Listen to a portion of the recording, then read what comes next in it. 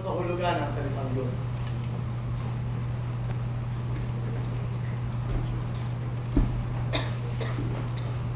Palagay mo, sapat ba ito laban sa mga tulisan? May mga rifle sila. Malayo rin yata ang naabot ng pistola ko.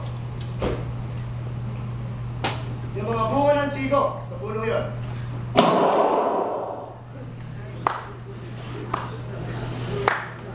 Magaling! Naway hindi kasingilin na nagmamay-ari ng lupa para sa nawalang bunga ng punong yan. Siya nawa, talo. Siya nawa. Malayo rin naman natin ang iyong reputasyon, Don Simon. Sa dami ng mga taong pumunta dito kanina.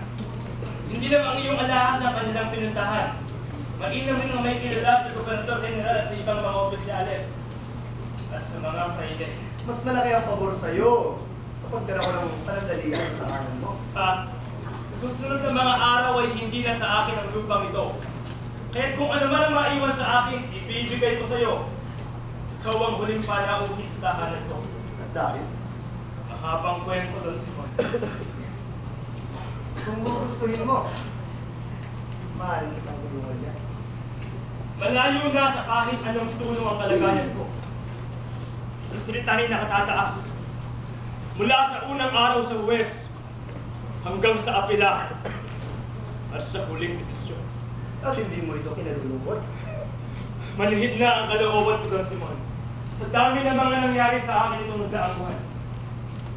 Noon pa man, manhid na ang katawan ko dahil sa hirap at pagod sa paglinis at pagtanim sa lupang ito.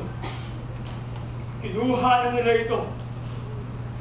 At iyong dalawang anak ko, kinuha na rin nila. Wala na akong dahilan pa upang humingi o tumanggap ng kahit anong tulong. Ipagpasensyahan nyo na. Ako'y wala nang galang sa isang bisita. Hindi ko ito dinaramdam, Kabesan Tales. Inaamin ko, nung nakita ko yung baul ng iyong alahas ay nanginig ang buong kalangan ko. Dahil kung dumating ka ng isang taon, isang batong diamante lang sa iyong dala, sapat na upang bayaran ko ang mga huwes at mga abogado upang hindi mawala sa akin ang lupa ko.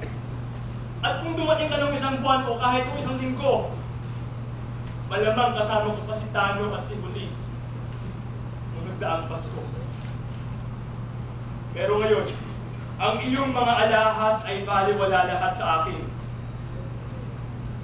Kung gayon, ibig mo ba ipagbili ang guardapelo ng iyong anak? Ang guardapelo ni Maria Clara. Kung ano man ang tawag niyo doon at kung kanino man yun. Tulad nga ng sabi ko, interesado ako bilhin niyo. Regalo yun ang kasintahan ng aking anak. Baka ikasama ng loob ni Huli sa akin. Ang kabataan nga naman talaga. Walang laban ang isip at damdamin kundi mga mabababaw na pangarap ng patriotismo, mga ligawan sa pag-ibig. 500 piso. Sa halagang yan, kaya ko nang matubos si Huli at makapagbagong buhay. E pagkatapos nun, ano pang matitira? Aba, bukas ang aking baul. Para pumili kayo ng kahit anong alahas na gusto ninyo. Papalit ng guardapelo. Alam niyo ba kanina nakita ko yung private tagapangasiwa at ang bagong nagmamay-ari ng lupa ko. Nakita ko silang tumatapak sa bukid kung saan ko inilibing ang asawa ng isa kong anak. Nakita ko silang tumatawa at nagsasaya dahil sa tagumpay nilang masira ako. Alam ko na ang presyong gusto mo. Ito, kapalit ng guardapelo.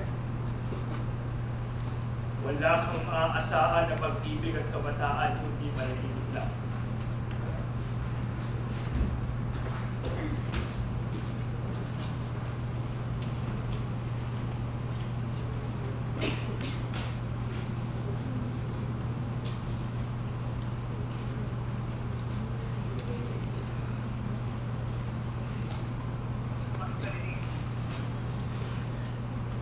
Pagpaumanhin mo lang sumunod.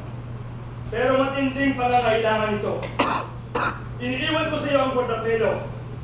Kakailanganin ko itong baril dahil sali ako ngayon sa mga katulisan. Ipinapayo ko ngayon sa inyo. Huwag niyong gagamitin ang dating daan papunta dito. Dahil aabangan ka namin. At kapag ika'y nahuli, hindi na kita isang.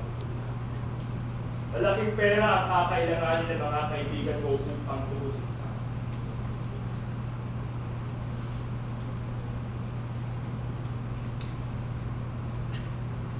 Paalam doon siya. Sa wakas! Nakita ko na ang taong magbibigay lakas sa aking mga layunin. Isang taong isa lamang ang salita. Maria, ako ay nagbalik. Nagbalik upang mapasa akin ka muli.